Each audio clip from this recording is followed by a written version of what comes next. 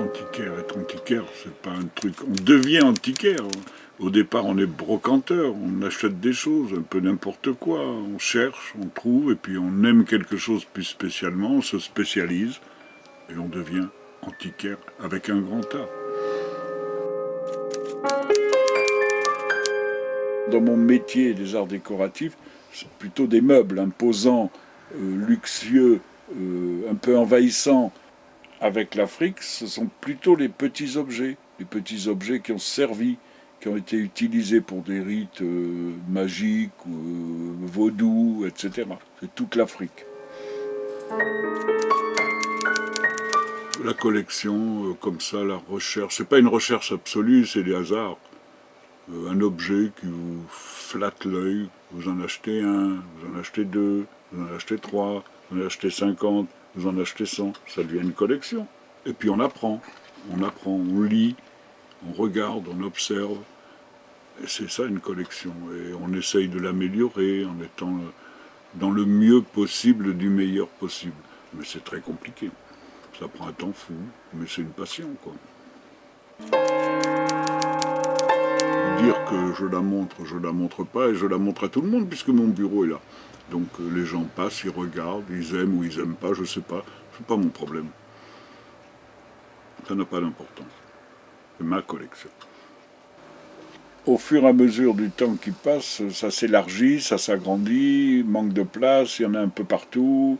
Voilà, bon, c'est comme ça, une collection, ça envahit, c'est sûr. Elle a vraiment dépassé le périmètre de mon bureau pour s'installer à droite, à gauche, dans des endroits que j'ai plus ou moins secrets, plus ou moins intimes. Effectivement, dans mon métier, j'achète et je vends ma spécialité, les arts décoratifs du XXe siècle, mais cette collection est particulière parce que rien n'est à vendre. J'achète, j'engrange, j'accumule, je montre rarement. C'est-à-dire que visiblement, c'est bordélique, mal rangé, etc. C'est un peu faux parce que c'est un peu classé par ethnie, par date, on ne sait pas trop, mais c'est classé. Voilà.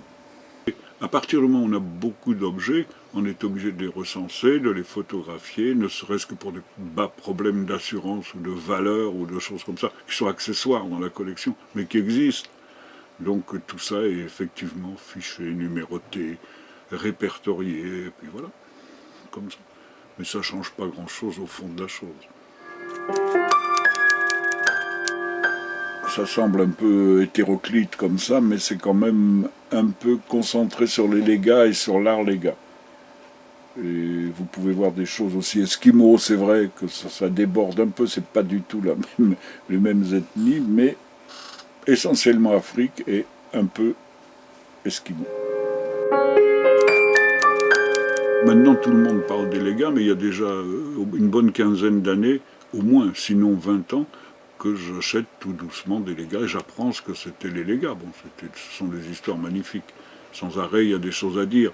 C'est pas ma spécialité, je ne connais pas le fond des choses, mais j'apprends des choses, évidemment. Il est bien évident que tout ça, c'est un mélange. Parce que quand on s'intéresse à quelque chose d'une façon un peu sérieuse, que ce soit à l'art africain, que ce soit même à l'art contemporain, que ce soit au sculpteur, que ce soit à la peinture, ben on apprend des choses. Donc on va au fond des choses, on essaye de savoir le pourquoi et le comment de l'objet. Pas seulement un objet, avec une valeur monétaire inintéressante. C'est pas que ça. C'est plein de choses autour, des histoires. Ça a vécu, ça a traîné. Chaque objet est chargé d'émotions, de souvenirs, de choses qu'on peut même pas expliquer. C'est difficile, c'est compliqué. Lequel je préfère, il n'y a pas de préférence. Mais on peut voir le premier que j'ai acheté et le dernier que j'ai acheté. Le dernier, c'était hier. Le premier objet, le voilà.